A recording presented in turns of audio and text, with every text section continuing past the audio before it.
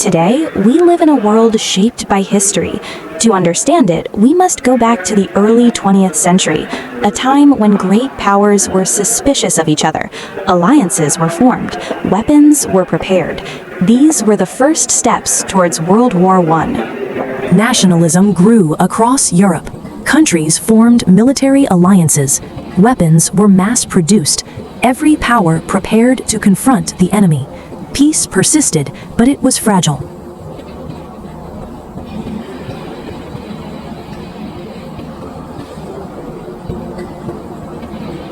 I'm now in the Balkans. This region is rife with ethnic and political tensions. A large empire rules over many different nations. Nationalism is growing in every corner of the city. This is where the sparks of conflict begin to ignite. I am now on the route of a royal motorcade. This is where an assassination took place. Archduke Franz Ferdinand was shot dead. This event seems local, but its repercussions will shake the entire world.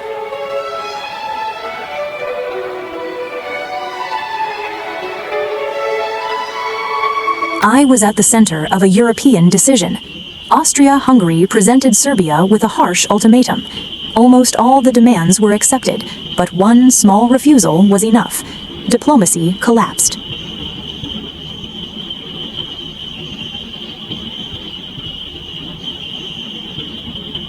On July 28, 1914, war was officially declared. It was initially a regional conflict, but the alliance system allowed it to spread rapidly. Russia prepared to aid Serbia. Europe was on the brink of a major war. The declaration of war triggered mass mobilization. Russia moved to defend Serbia. Germany prepared for a two-front confrontation. France activated its national forces. A short war had now turned into a continental conflict.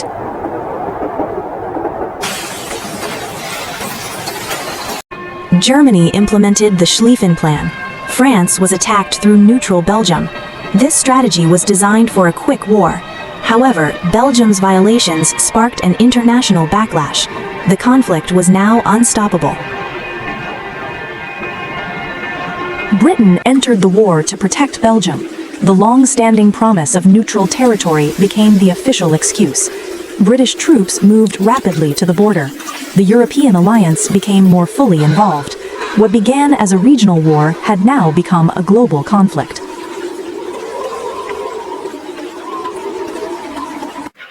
The Western Front was now filled with muddy trenches. French and German troops faced each other. Defense was key. Attacks rarely succeeded quickly. Life in the trenches was harsh and demanding. The war was beginning to turn into a long and grueling conflict. The First Battle of the Marne demonstrated modern tactics. Armies moved through open fields and trenches. Light artillery supported infantry. Quick decisions became the key to survival. The war had now become a protracted and brutal conflict. In the trenches, the soldiers' daily lives were harsh and tense. Weapons, logistics, and food presented challenges. Despite the panic, discipline and strategy were maintained. Every day in the trenches was a struggle for survival. The war had now become a protracted conflict that was physically and mentally exhausting. The First Battle of Ypres introduced chemical weapons to the battlefield. Poison gas changed strategy and the risks for troops. Soldiers had to adapt quickly. The battlefield was filled with fog and uncertainty. War became increasingly brutal and unpredictable. The Battle of the Somme became a symbol of mass warfare. Thousands of soldiers advanced across open fields and barbed wire. Casualties were heavy, and the terrain was horrific. Modern strategies were tested by true brutality. War had become a grueling and tragic conflict. Behind the front lines, life for soldiers and civilians is full of tension. Letters, food, and information are fleeting glimpses of hope. Villages and fields are destroyed, but life goes on. Humans adapt to the realities of war. Conflict changes not only the terrain, but also the hearts of people. New troops arrived on the Western Front. They were trained and equipped quickly. Logistics and discipline determined combat readiness. Each new column of troops added both strength and risk. The Western Front continued to evolve into a vast and complex battlefield. At the Second Ypres, poison gas was used again. This weapon created a new level of panic and fear. Soldiers were forced to adapt in a matter of minutes. War was no longer just about weapons and strategy. It was also about surviving an unseen terror. Verdun became a symbol of war exhaustion. The artillery barrage lasted for months without interruption. The goal was not simply to win, but to exhaust the enemy. Soldiers endured extreme conditions. Verdun demonstrated how war can exhaust a human being to the limit. On the Somme, new technology began to be used. The first tanks appeared to penetrate trenches and barbed wire. Although slow and prone to breakdowns, their presence offered hope. War was entering a mechanized era. Old strategies were slowly changing. War wasn't just fought on the battlefield. Naval blockades cut off supplies and disrupted the economy. Civilians also bore the brunt. Factories and propaganda became new weapons. World War I turned into a total war. In 1917, the United States entered the war. This decision changed the balance of power. New troops and resources poured into Europe. The Allies' hopes grew again. The war entered its decisive phase.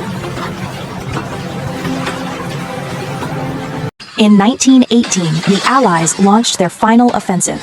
The Central Powers' forces were beginning to tire, and their logistics were running low. Allied cooperation was solidifying. On the front lines, the direction of the war was now clear. The defeat of the Central Powers was only a matter of time. By the end of 1918, the Central Powers were collapsing from within. The people were starving. The armies were losing their morale. The old empires were falling one by one. The war was no longer sustainable. The path to an armistice was open. On November 11, 1918, the guns finally fell silent. 4 years of war ended in a train carriage. Millions of lives have been lost. The world does not return to the way it was before. This war changed human history forever. The war ended, but its effects lingered. Cities were destroyed, generations were scarred. The world map changed, new nations were formed. Life slowly returned, but the trauma lingered. The world entered a fragile new chapter.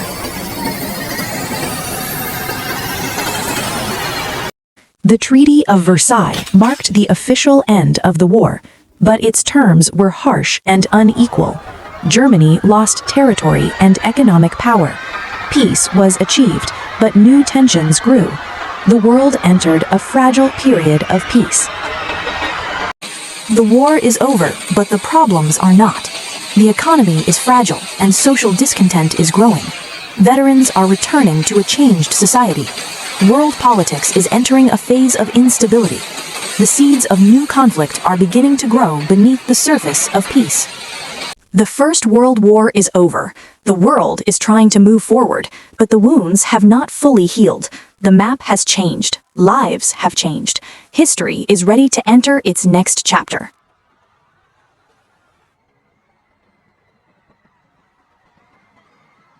The water temperature was -2 degrees Celsius. The main concern wasn't drowning, but hypothermia.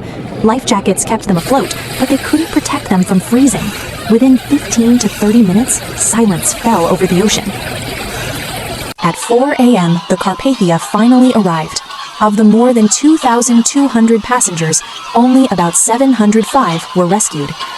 The Titanic may be gone, but its story remains the greatest maritime safety lesson in history. Getting on to the rescue ship was no easy feat. Frozen, the victims had to climb rope ladders on the high sides of the ship's hull. Babies and small children even had to be lifted using mailbags to prevent them from falling overboard. Aboard the Carpathia, reality began to hit. Families were separated, and wives realized they had become widows. In this moment, social status collapsed. First and third class passengers sat together in shared grief, sharing blankets and warm tea. On April 18, 1912, the Carpathia arrived in New York, greeted by torrential rain and tens of thousands of people. The world was in shock. Journalists scrambled for news. Families waited anxiously. It was the first global media event of the 20th century to capture the world's attention. This disaster completely overhauled maritime law. From then on, every ship was required to carry a lifeboat for all passengers, and ice patrols were established. The Titanic was lost for 73 years, sleeping peacefully in eternal darkness before finally being found. In 1985, Robert Ballard's expedition finally located the Titanic at a depth of 3,800 meters. The conditions were haunting.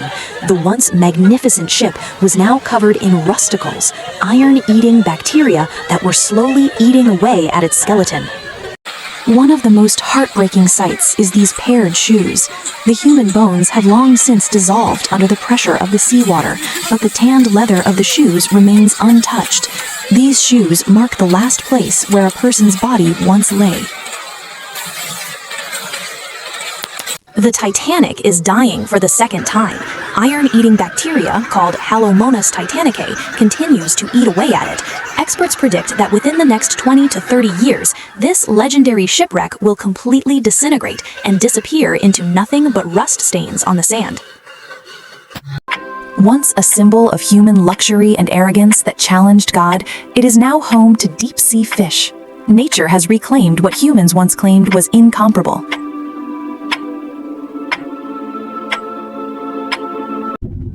This time, the journey through time is over.